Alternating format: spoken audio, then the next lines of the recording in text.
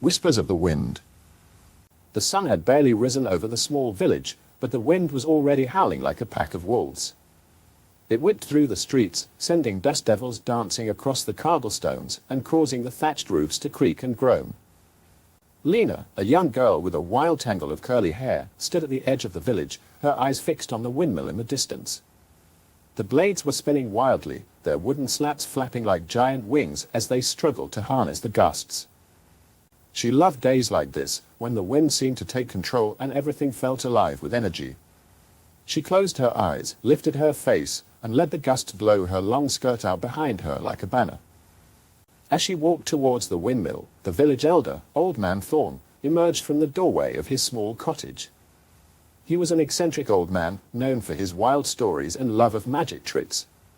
Today, he stood with a twinkle in his eye, a mischievous glint that suggested he knew something Lena didn't.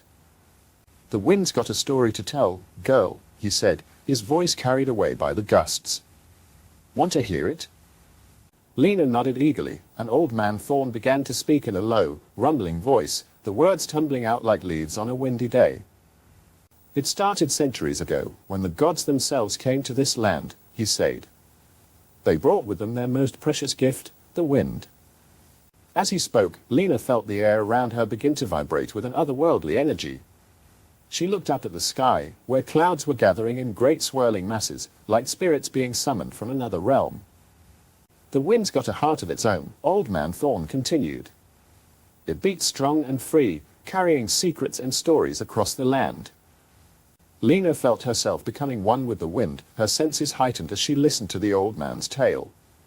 She could feel the gusts whispering ancient truths in her ear, their soft rustle like a lover's caress. As the story reached its climax, Old Man Thorne raised his hands to the sky and shouted out a single word, "Fly." The wind responded with a deafening roar, sending Lena tumbling through the air, her skirt fluttering around her like a wild bird in flight.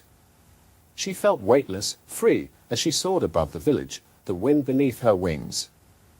When she finally landed back on solid ground, Old Man Thorne was by her side, his eyes shining with a knowing glint.